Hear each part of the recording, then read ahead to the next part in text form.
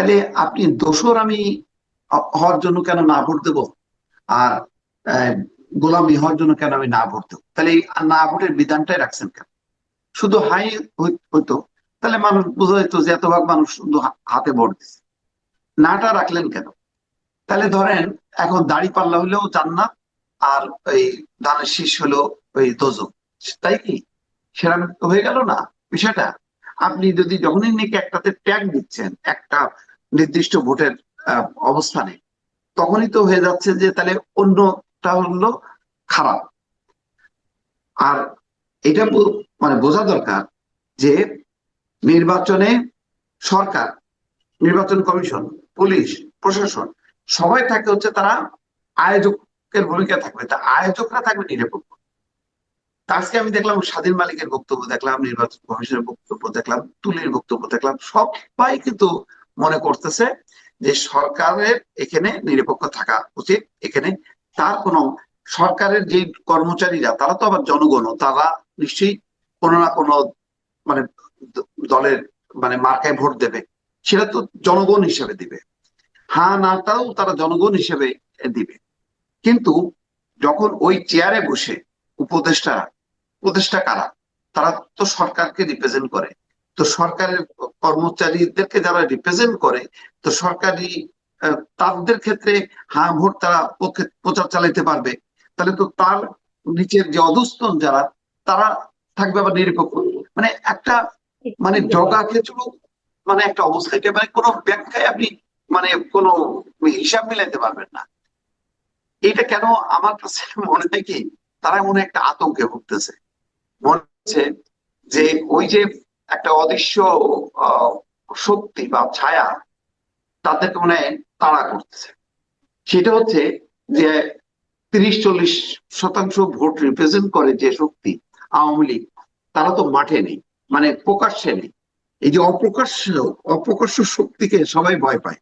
যেমন এখন জামাতের বিষয়টা এখন সবাইকে আতঙ্কগ্রস্ত করছে, যে মনে হচ্ছে যে বিএনপির মধ্যে বোধহয় অর্ধেক লোকই বোধহয় গুপ্ত সুপ্ত এই জামাতের লোকজন, সরকারের মধ্যে মানে সবে ভয়টা ধরাই দিচ্ছে। মানে ট্রেনটা হচ্ছে খারাপ। গণতন্ত্র থাকবে, মুক্ত থাকবে। আমি আপনাকে চিনবো যে আপনি কোন দলের পক্ষ বা আপনি কোন মতাদর্শ, আপনি আমাকে চিনবেন। কিন্তু আপনি যখন মুখে শুনবেন আমার একটা, ভিতরে আর একটা, তখন তো আমাকে নিয়ে একটা কনফিউশন তৈরি হবে। তো এখন অবস্থা হচ্ছে, সরকারের অবস্থা হচ্ছে তারা মনে করতেছে ওই যে 30-40 ভাগ ভোট, ওরা যদি দলে দলে, ওরা অন্য কোনো ভোট না দিয়ে যদি এটাতে না ভোট দিয়ে মনে করি সরকারের পতন ঘটাইতে হবে, তাহলে বোধহয় মানে আমার শেষ হয়ে যাবে।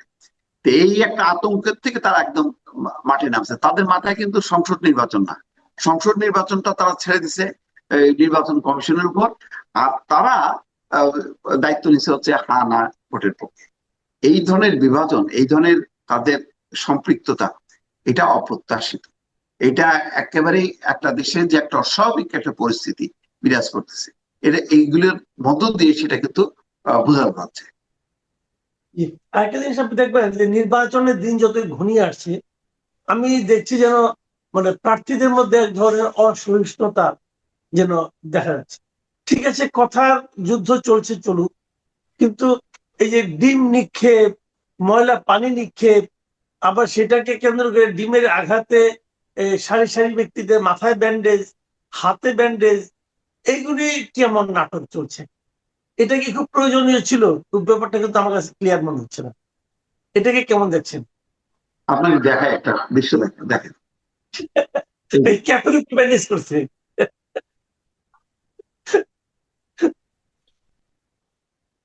হ্যাঁ, এই যে মানে বলেন, সমানে ব্যান্ডেজ আর ব্যান্ডেজ। এইগুলি কোনো কথা? ডিম এবং পানি নিক্ষেপে কেউ কি আহত হয় কোনোদিন? কোনোদিনও হয় না। না, কিন্তু আপনি একটা, একটা ছবি দেখছেন দিল জি, ভাই, একটা ছবি দেখছেন একটা ছেলের মাথার মধ্যে ক্যাপ লাগানো, ক্যাপের উপরে ব্যান্ডেজ লাগানো হয়েছে। হ্যাঁ হ্যাঁ হ্যাঁ হ্যাঁ, রাইট, এক্স্যাক্টলি। মানে এটা এই যে দেখেন, এই যে এই ছেলেটা দেখেন, হম। দেখেন একটু আগে সে কি বলছে, আর একটু পরে তার মাথায় ব্যান্ডেজ। দেখেন মানে এরা কি মানুষকে পাগল ছাগল মনে এইটা করে? দেখেন দেখেন। হ্যাঁ, হ্যাঁ, হ্যাঁ। হ্যাঁ, একটু আগে সে একদম সুস্থ।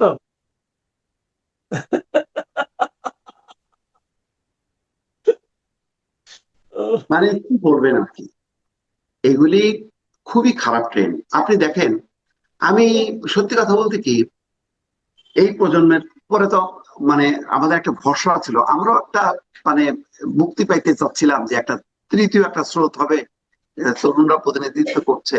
কারণ আওয়ামী লীগ, বিএনপি, জামাত এগুলি দেখতে দেখতে তো আমাদের একেবারে ইয়ে হয়ে গেছে। মানে আমরা একটা নতুনত্ব দেখতে চাচ্ছিলাম, এখন দেখা যাচ্ছে পুরনোরা নতুনত্ব ধারণ করে এ করছেন। তারেক রহমানের যেভাবে কন্ট্যাক্ট করতেছে, জনসভাগুলো যেভাবে কথা বলতেছে, আমি তো এইটা চাচ্ছিলাম।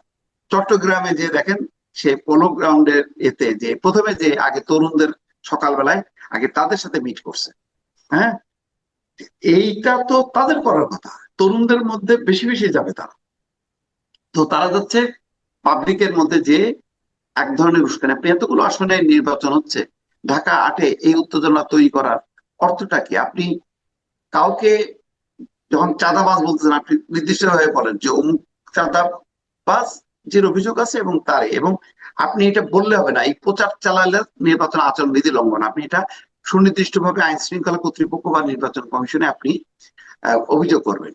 আপনি কি এমন ঘটনা ঘটলো যে আপনি হঠাৎ করে এই ইয়ে করতেছেন? তাহলে শুধু ঢাকা 8-এ কেন, তাহলে আপনি সারা বাংলাদেশে ঢাকা শহরে আরো অন্যান্য আসনে, সব আসনে নেমে পড়েন।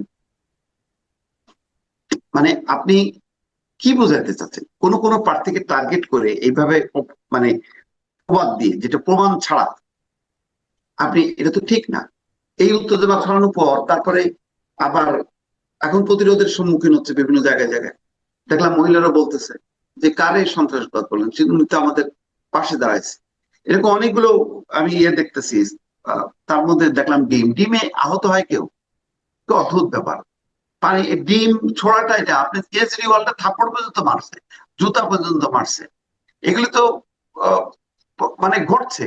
তো ডিমটা তো একটা মানে খুবই কমন, অনেক পুরনো একটা কালচার। এটা দিয়ে মামলা মোকদ্দমা হয়, বা এটা দিয়ে আহত হয়ে ওইভাবে ব্যান্ডেজ বেঁধে সংবাদ সম্মেলন করে, মানে একেবারে মির্জা আব্বাসকে চাঁদাবাজ বলে এবং তার বিরুদ্ধে আহ, এইভাবে বক্তব্যগুলো প্লেস করতেছে।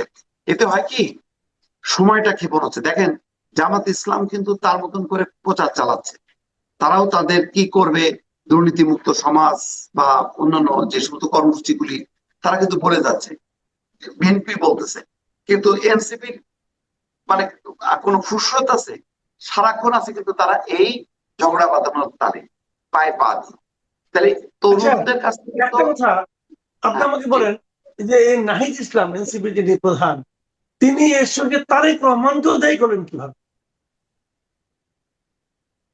মানে ওই এটা তো বললাম তো, মানে জামাত তো নানান ফ্রন্টে খেলাধুলা করে। জামাতের মূল যেটা, তারা একটা ইয়ে রাখে আর তাদের অন্যান্যদেরকে লেলাই দেয়।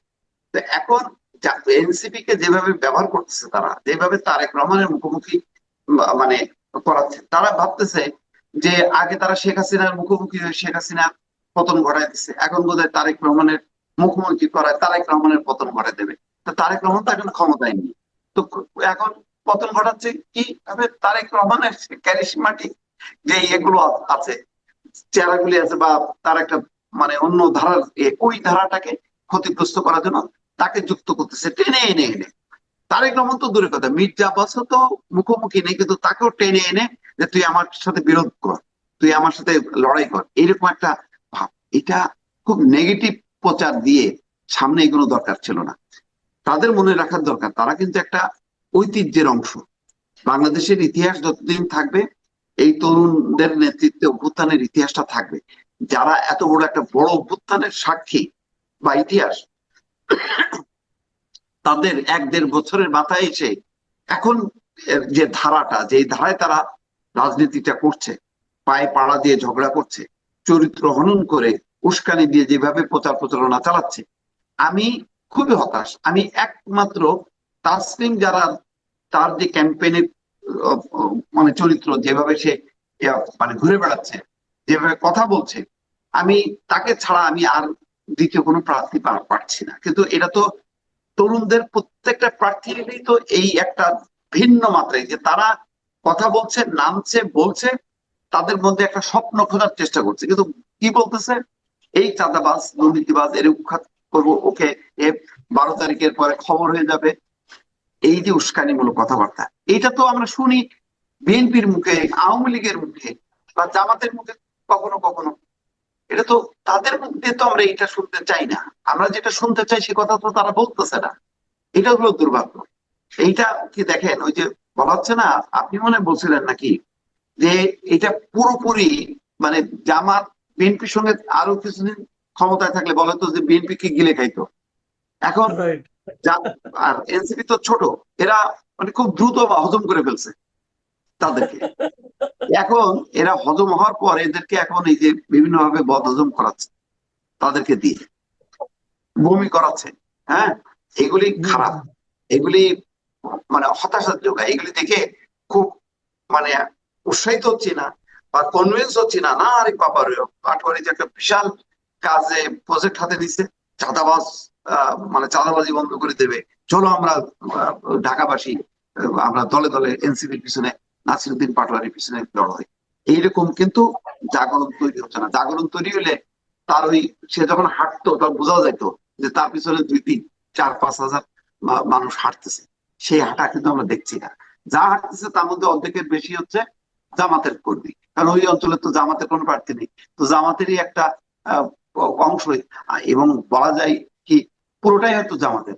আমি ওই যে ইউরোপিয়ান ইউনিয়নের পর্যবেক্ষকদের সঙ্গে ইংরেজিতে কনভারসেশনে যে তরুণটা হেল্প করতেছে, আমার কাছে কেন জানি মনে হচ্ছে সে একটা জামাতের শিক্ষিত তরুণ, যে নাসিরুদ্দিন পাটোয়ারির ইংরেজি এটা ঠিকভাবে বলতে পারতেছে না বলে সে এটাকে সাপোর্ট করতেছে। তো আমি আমি আমি জানি না এখন কোন কে এনসিপি কে জামাত, আমি তো মিলেমিশে গেছে। তো যাই হোক, এটা মানে ভালো কোনো দৃষ্টান্ত হচ্ছে না, একটু বলা যায়। যে অনেকে না এখনো সন্দেহ করছেন, আমি বুঝলাম না কারণটা কি। এখনো তারা বলছেন যে নির্বাচন শেষ পর্যন্ত হবে কিনা এটা নিয়ে সন্দেহ। আমার সঙ্গে একজনের কথা হচ্ছিল, তিনি আমাকে বলছেন যে 11 তারিখেও তো কিছু ঘটতে পারে। তো এটা কি, আপনি কি এই ধরনের কোনো আশঙ্কা আসলে দেখেন নির্বাচন নিয়ে? দেখেন, এই খুব সেন্সিটিভ বিষয়, তো সবার মধ্যেই একটা শঙ্কা।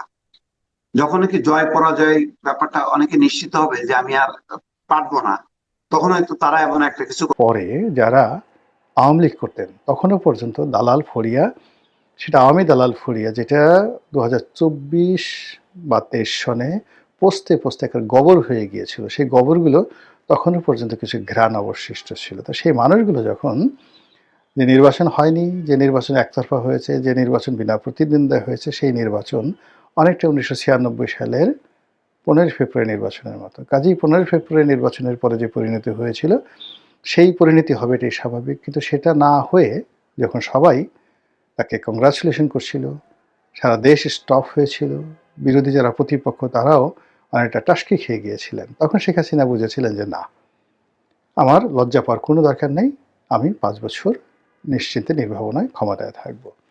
তো সেই নির্বাচনটি ছাড়া অতীতের যে নির্বাচনগুলো হয়েছে, সেই নির্বাচনের পরে আমরা, আগে এবং পরে আমরা সবসময় এটা নিশ্চিন্ত অনুমান করতে পারতাম কি কি ঘটতে যাচ্ছে, কে মন্ত্রী হবে, কে হবে না, কে এমপি হবে, হবে না, নির্বাচনে কে পরাজিত হবে, কে জয়ী হবে, এগুলো 90% অ্যাকুরেসি নিয়ে আমরা বলতে পারতাম। কিন্তু এবার কি হলো, এবার আমাদের দেশের কোনো জ্ঞানী গুণী পণ্ডিত কেউ আমরা বলতে পারছি না যে 12ই ফেব্রুয়ারি নির্বাচনটি শতভাগ নিশ্চিতভাবে হচ্ছে, এবং এই নির্বাচনে যারা জনপ্রিয় তারাই নির্বাচিত হবেন, এ কথা কেউ বলতে পারছি না। যারা সবচেয়ে জনপ্রিয়, যারা নির্বাচিত হবেন, বলা হয় ভবিষ্যৎ প্রধানমন্ত্রী, তারাও আশঙ্কা করছেন ইঞ্জিনিয়ারিং হতে পারে, ভোট ইঞ্জিনিয়ারিং হতে পারে। তারা আশঙ্কা করছেন ভোট চুরি হতে পারে। আবার তাদের যারা প্রতিপক্ষ, তাদের বক্তব্য হলো ভোট ডাকাতি হতে পারে। একটি পক্ষ রাষ্ট্রীয় সমস্ত সুযোগ সুবিধা নিয়ে যে তাণ্ডব চালাচ্ছে, এবং যেভাবে তারা অন্যায় অবিচার চাঁদাবাজি থেকে শুরু করে সব কিছু করে ক্ষমতায় যাওয়ার আগেই সব কিছু তারা দখল করে ফেলেছে। কাজেই ক্ষমতায় যদি তারা যায় তো স্রেফ ডাকাতি শুরু হয়ে যাবে। এই ধরনের ন্যারেটিভ নিয়ে প্রতিপক্ষর বিরুদ্ধে রীতিমতো কুরুক্ষেত্রের যুদ্ধ তারা শুরু করেছে। এই যুদ্ধের ফলাফল ভালো নয়। এই যুদ্ধের ফলে একে অপরকে মানে আক্রমণ করছেন, একজন আরেকজনকে অসম্মান করছেন, রাজনীতির ময়দানের ভারসাম্য নষ্ট হচ্ছে এবং রাজনীতিবিদদের সম্পর্কে মানুষের যে ইতিবাচক যে চিন্তা এবং চেতনা, সেই চিন্তা এবং চেতনা নষ্ট হয়ে যাচ্ছে। এই গেল রাজনৈতিক মাঠের কথা।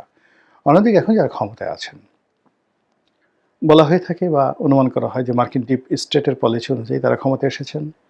শেখ হাসিনাকে হটানো এবং ডক্টর মোহাম্মদ ইউনূসকে ক্ষমতায় বসানো, বিপ্লবীদেরকে প্রিভিলেজ দেওয়া, এই সব কিছু একটা ম্যাটিকুলাস ডিজাইনের অধীনে হয়েছে ভেরি সাকসেসফুলি। এই কথাগুলো স্বয়ং ডক্টর মোহাম্মদ ইউনূসের যে বক্তব্য আমেরিকাতে ক্লিন্টন ফাউন্ডেশনে, সেই বক্তব্যের মাধ্যমে ফুটে উঠেছে। তো যারা ম্যাটিকুলাস ডিজাইন করেছেন, যারা ক্ষমতায় আছেন, যারা বসছেন, এখানে তো অনেক দেনা পাওনা আছে, অনেক হিসাব আছে, অনেক বিষয়বস্তু রয়েছে। তো সেই বিষয়বস্তুগুলোর একটিরও তো সুরাহা হয়নি গত 17 মাসে। তাহলে যারা ডক্টর মোহাম্মদ ইউনূসকে ক্ষমতা আনার জন্য কষ্ট করেছেন, শ্রম দিয়েছেন, বিনিয়োগ করেছেন, অথবা যারা আন্দোলন করেছেন, লড়াই করেছেন, সংগ্রাম করেছেন, জীবন দিয়েছেন, অথবা গত 17 মাসে যারা এই বাংলাদেশের সব কিছুতে আমূল পরিবর্তন আনার জন্য মাথার ঘাম পায়ে ফেলে কাজ করেছেন, অনেকে আমেরিকা থেকে চলে এসেছেন, অনেকে তাদের জীবন, যৌবন, পরিবার, পরিজন সব কিছুকে ঝুঁকির মধ্যে ফেলে দিয়েছেন, তাদের কোনো আশা আকাঙ্ক্ষা সফলতার কোনো সুরাহা হয়নি। তারা কেন এলেন এবং কিভাবে যাবেন, কখন যাবেন, তাদের ভবিষ্যৎ কি এই বাংলায়, এখন যারা সরকারে আছেন, এই বিষয়গুলো নিষ্পত্তি হয়নি। নিষ্পত্তি না হওয়ার কারণে যারা ক্ষমতাসীন আছেন তাদের ব্যাপারেও জনগণ এবং স্টেক হোল্ডার পলিটিশিয়ানস, যারা আগামীতে রাজনীতিতে গুরুত্বপূর্ণ ভূমিকা পালন করতে চান, তারা নিশ্চিত হতে পারছেন না।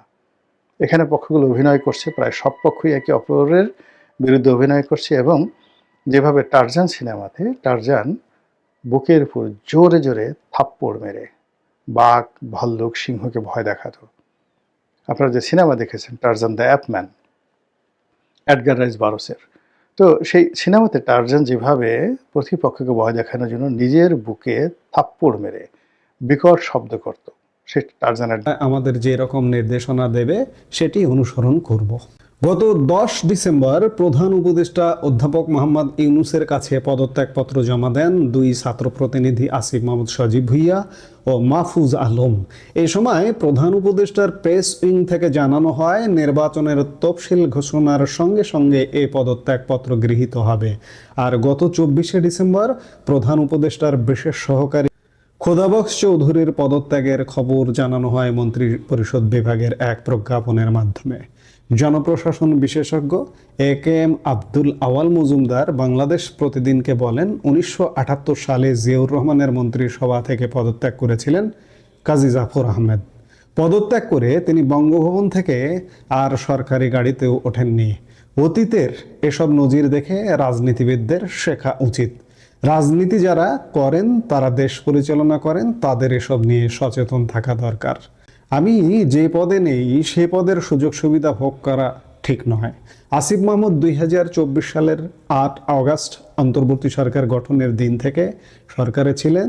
তিনি স্থানীয় সরকার এবং যুব ও ক্রীড়া মন্ত্রণালয়ের দায়িত্বে ছিলেন। 2024 সালের 8 আগস্ট নিয়োগ পেয়ে মাহফুজ আলম শুরুতে প্রধান উপদেষ্টার বিশেষ সহকারী ছিলেন। পরে ওই বছরের এই 10ই নভেম্বর তিনি উপদেষ্টা হিসেবে শপথ নেন। তবে সে সময় তাকে কোনো মন্ত্রণালয়ের দায়িত্ব দেওয়া হয়নি।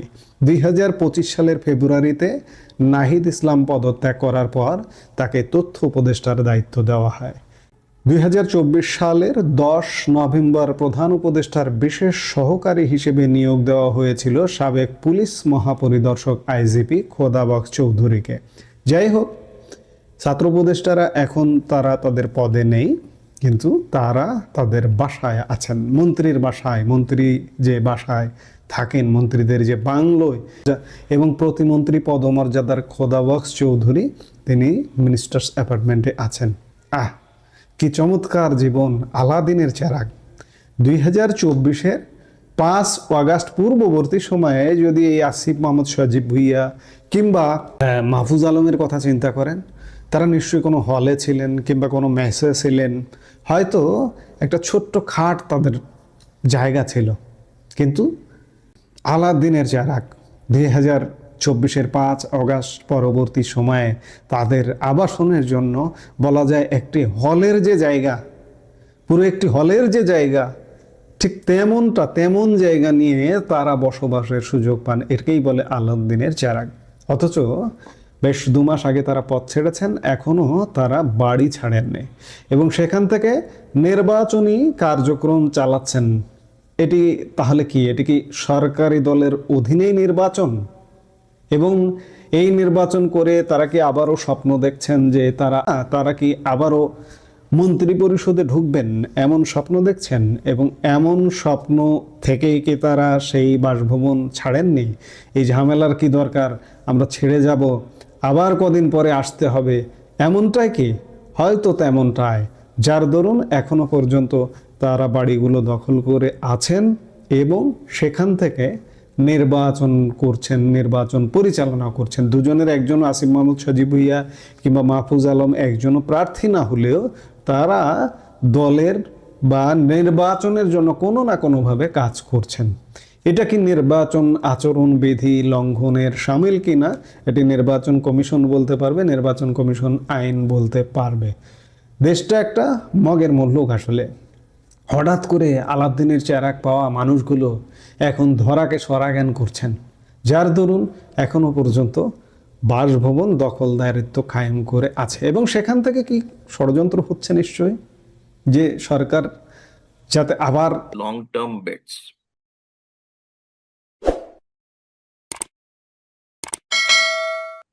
Hi, welcome to Podcast with Pratim. I have with me Mr. Pritam Banerjee, Head Center for WTO Studies at the Center for Research in International Trade. Welcome, Pritam. Thank you for having me, Pratimda. Pritam, first question on a lighter note, would you consider requesting the due authorities for redesignating you?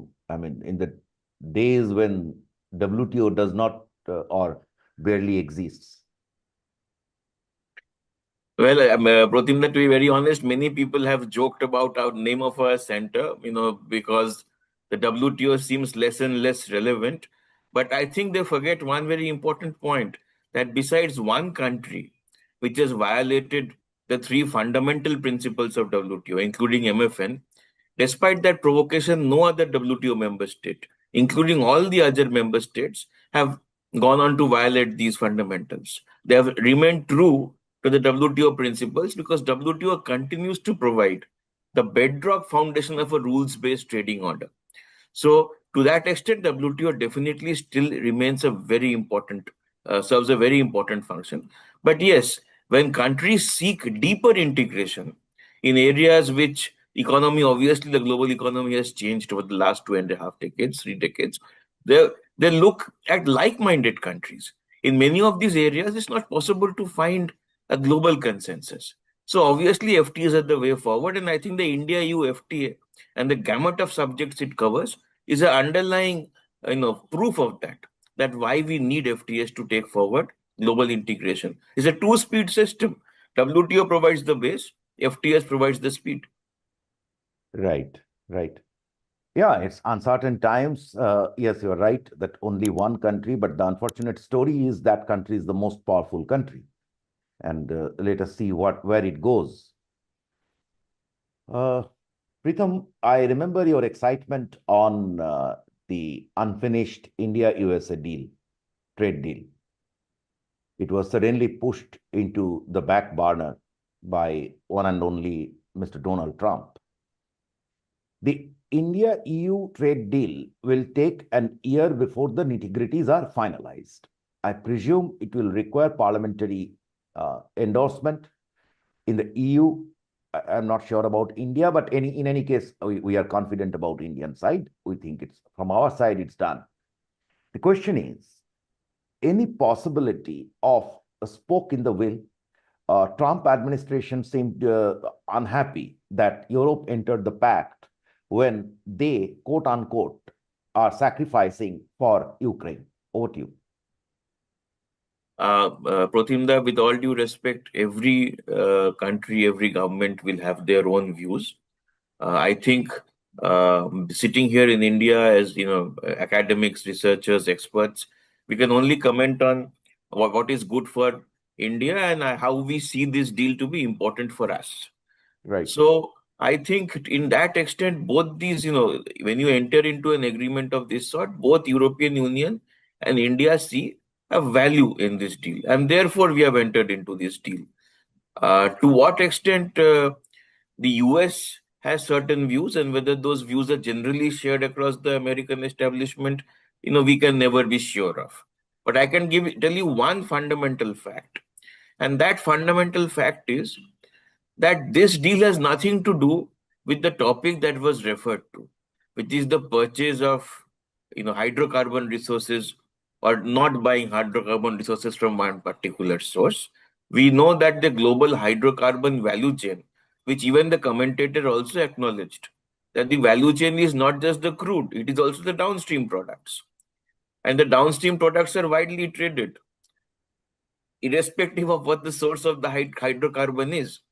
So to that extent, I think there is an underlying need for countries to realize that conflating geopolitics with trade might not always be the optimal way forward in a highly interconnected world. And frustrations of this sort, which were not so, in the 90s, it was easy to cut off a country from the global value chain. I don't think that is the case today. And we are finding that lesson hard to swallow. I mean, some people are finding that lesson harder to swallow than others. Yeah, it's strange times. You speak anything, you do anything, and someone is saying that we will slap tariff on you. No one has reduced tariffs to this comical proportion. Once again, every country has if I may add a little bit of nuance, lot of the grievances that the United States has, if one is to be dispassionate and look at it objectively, there are some legitimate concerns that the American establishment, and by that I mean not just the government, but the wider intellectual establishment of the US has been raising, that there is a modicum of unfairness, that certain very other large countries who are dominating the global supply in many areas have used unfair means to acquire their dominance. All of those are legitimate concerns. The question is the medicine that is being administered to rectify that problem more bitter than the problem itself? So I I mean, think whether that the is the medicine is creating more side effects than the disease. exactly, it is creating more side effects, and I think that is the debate we need to have in a dispassionate manner. And I think, if I may be very objective, the debate is also happening within the United States. As you are aware, that the Supreme Court even now is considering a challenge which has been made by American stakeholders on the reciprocal tariffs, about the legitimacy of these tariffs and whether they serve the purpose they are intended to serve. So it goes on to show that the US remains at least a systems-based country with checks and balances. One hopes that we will find some resolution to these problems within the American system itself. Right. Let's shift focus to India EU. Now, we tried to address a couple of areas. One is, of course, we tried to diversify trade, through which we tried to hedge against our overdependence on US in merchandise trade, also in services. And the other sides are the long-term relationships and through the investments and, of course, security, which were dealt separately. But we will, of course, try to look at it through the same prism, because after all, it's relations, a trust-based relations that can take you up to that level, security level, right? So the deal we all know, and having said that, there are some people like the, however, comical it may be, but some people like the CPIM who have raised concerns about free trade and etc. Now, we know that these things will become politicized sooner than later. So the question is, to what extent we actually protected our interests? because this tariff line reductions and etc., which you and me will agree are correct actually. There is what's the problem in letting the top end cars which are not produced in outside Europe to come to your country? There are some buyers, so let them enjoy their life. So over to you. So, Pratimda, with your permission, I'll give you a slightly longer answer. Yeah, You sure. know, and let us look at the economics. Right now, we have been reducing tariffs through FTAs for now close to 16, 17 years. We have had our first spate of FTAs starting 2005 and up to 2011-12. We had these agreements with the Southeast Asian countries, the India ASEAN agreement with agreements with Japan, Korea, Malaysia, and Singapore. Right. Now, these are really the core of the low-cost manufacturing. If I exclude Japan, and of course Korea, since the time we signed that agreement with them, have become a more advanced manufacturing, a more higher cost manufacturing economy. But when we signed, they were part of the emerging industrial economies. So the low-cost manufacturing economies, who are our closest competitors, the ones, if I may use the word somewhat incorrectly also, we should be most afraid of, we have already signed agreements and opened our markets. What does that? We have been open to them for 15 years plus now, which means we have absorbed the most critical competition and survived. Now, Exactly. who are we signing our agreements with? Countries which are extremely high cost, which are demographically challenged, so labor is extremely expensive, and therefore tends to specialize in technology intensive production, most of which we don't do in India. So let's put that as the first context, that we have absorbed the most critical competition, emerged strong from it, and we are now doing FTAs with countries who do not pose competition to most of my industries in terms of cost and other factors. Second, in a large global economy, I have to trade. I cannot say, you have to open your markets, which are very important because Europe is a very large market, but I will not do anything in return. I will keep my. So this one-sided deal never works. A deal is a deal. Both sides have to, provide something to each other.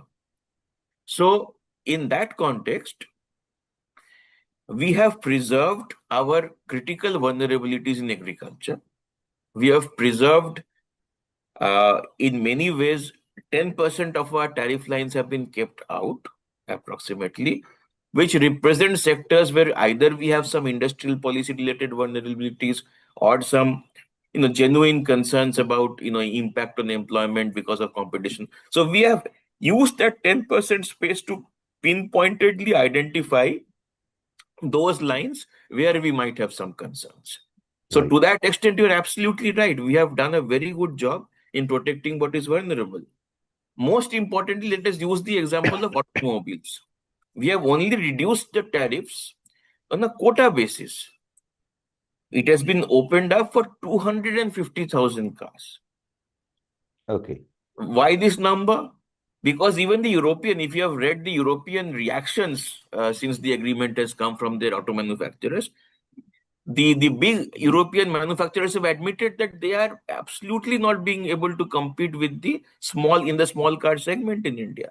They have no game there. They are in the high-end luxury segment, and that 250,000 number represents broadly what the demand might be. Demand projection might be in that segment in the near future, and those are cars we don't manufacture. So to that extent, again, I think these criticisms are, without any basis in understanding of trade dynamics, value chain, and basic economics. Right. I mean, just for the benefit of viewers, you are an expert, but I am just simplifying it. In Germany, I saw that the auto worker, the hourly wage was, when I visited some 10, 15 years ago, hourly wage was 28 euros, right? So unbelievable. I mean, their one week's salary or a couple of days' salary was equivalent to my monthly salary. So, and second is the auto makers over there are agreement bound with the auto unions to not to produce the top end models outside Europe. So, in any case, they are produced over there. And those top end and the rest of the production of Audis and BMWs are produced over here. Volvos, everything is produced over here. So forget about the cheaper the cars that I use. I'm sure you also are not very above me. So the small cars or the compact cars, I mean, forget about them. They are 10, 15, 14 lakh priced.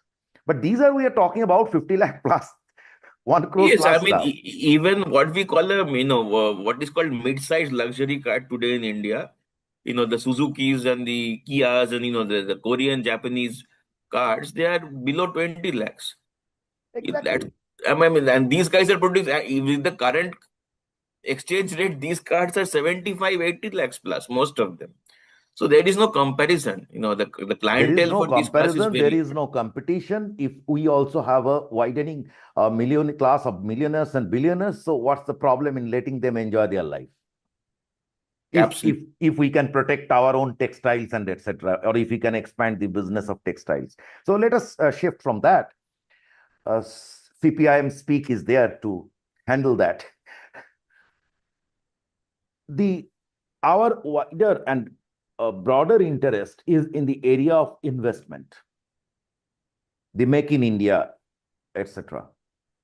So how do you see those things? So, it's a very good question, Pratimda. I think you have hit the nail on the coffin. The main purpose behind the FTAs we are signing with the developed countries is twofold. One is to create competitive market access for our labor-intensive products, the ones which have typically we are being competitive in the global market, and increasingly some value-added products as well.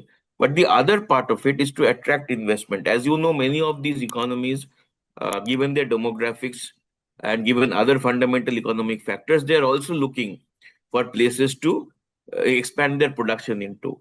Since the pandemic, many of them have also recognized that putting 70, 80, 90% of their production capabilities in one country is a recipe for disaster. So they are looking out for those geographies which can give them assurance on two things. One, the domestic market has some economies of scale, so they can produce for that economy as well. But then that economy has the fundamental factors of production, adequate labor, etc., that they can use to produce for the world.